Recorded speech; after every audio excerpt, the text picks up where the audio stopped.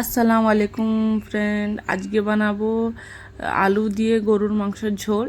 তো প্রথমে আমরা একটা কড়াই তেল গরম করে নিয়ে তাতে গোটা গরম মশলা তেজপাতা দিয়ে দেবো। তারপরে দিয়ে দেবো দুটো মিডিয়াম সাইজের বড় দেখে পেঁয়াজ কুচি দিয়ে ভালো করে পেঁয়াজটাকে যতক্ষণ না একটু নরম হয়ে যাচ্ছে ততক্ষণ আমরা পেঁয়াজটাকে ভালো করে নেড়ে ছেড়ে নেবো। পেঁয়াজ যখন নরম হয়ে যাবে তখন আমরা অতে দিয়ে দেবো একটু আদা রসুন বাটা। আদা রসুন বাটা দেওয়ার পর ভালো করে পেঁয়াজ আর আদা রসুনকে কষাতে হবে, যতক্ষণ না আদা রসুনের গন্ধ স্মেলটা চলে যায়। তারপরে আমরা দিয়ে দেবো টমেটো কুচি দেওয়ার পর ভালো করে নাড়াচাড়া করতে হবে। টমেটোর গলে গেলে তখন আমরা একটার পর একটা মশলা দিয়ে দেবো। তো সবচেয়ে প্রথমে আমরা দিয়ে দেবো একটু হলুদ গুঁড়ো দিয়ে দেবো, তারপর দেবো লঙ্কা গুঁড়ো। মশলাকে ভালো করে কষাতে হবে। পরস্পর একটার পর একটা 2 চামচ করে লঙ্কা গুঁড়ো দেওয়ার পর ভালো করে মিক্স করে নিতে হবে, নাড়াচাড়া করে মিক্স করে নিতে হবে যাতে মশলার কাঁচা গন্ধটা না থাকে।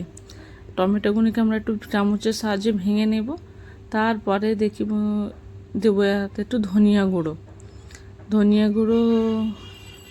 ভালো দেওয়ার পর ফের একবার মেখে নিয়ে এবার দেবো লবণ ভালো করে দিয়ে মিক্স করে নেবো। মশলাকে ভালো করে কষিয়ে নিতে হবে। মশলা কষে গেলে তারপর একটু আমরা গরম মশলা দিয়ে দেবো। গরম মশলা দেওয়ার পর আবার মশলাকে ভালো করে কষাবো যতক্ষণ না তেলটা ওপরে ভেসে ওঠে। তেল ভেসে উঠলে তখন আমরা ভাপানো গরুর মাংস দিয়ে ভালো করে নাড়াচাড়া করবো। জানেন বন্ধুরা, মাংসকে কেন ভাপিয়ে নিয়েছি? মাংস ভাপিয়ে নিলে টেস্টটা বেশি লাগে, তার জন্য মাংসটাকে ভাপিয়ে নিয়েছি। তো এবার মাংসটাকে ভালো করে মশলার মধ্যে কষাতে হবে। ভালো করে মশলাগুলো মাংসের ভিতরে ঢুকে যায়, তার জন্যে আমাদের এখানে সুন্দর করে কষাতে হবে। যখন একটু ঢেকে রেখে দেবো 5 মিনিট। ঢেকে রাখার পর 5 মিনিট পর তুলে দেখবো কি মাংস আবার একটু মাঝখানে নেড়ে ছেড়ে দেবো। তারপরে আমরা তেলে ভেজে রাখা আলু দিয়ে দেবো। আলুটা দেওয়ার পর বন্ধুরা ভালো করে ফের একটু মিক্স করে নিতে হবে যাতে মশলাটা আলুর গায়েও লেগে যায়। তো অনেকক্ষণ ধরে ধৈর্য ধরে একটু মশলাকে কষাতে হবে। মশলাগুলি কষালে যত কষাবে তত মাংসের টেস্টটা বেশি লাগবে।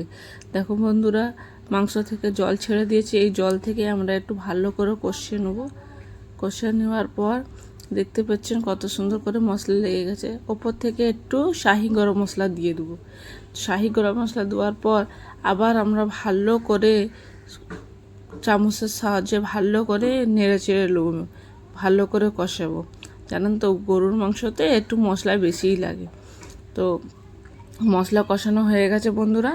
এবার আমরা পরিমাণ মতো জল দিয়ে এটাকে একটু নাড়িয়ে নেব যাতে মশলাগুলো যে কড়াইয়ের মধ্যে লেগে থাকা মশলাগুলো সব ঝোলে চলে আসো।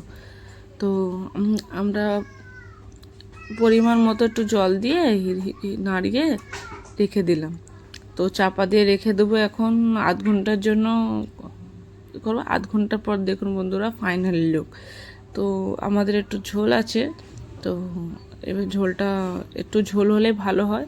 তো আমাদের তরকারিটা রেডি হয়ে গেছে। তো দেখুন আলু দিয়ে মাংসের ঝোলের রেসিপিটা রেডি। আপনারা এটা লুচি, পরোটা বা ভাতের সাথেও খেতে পারেন। খেতে খুবই সুস্বাদু লাগবে।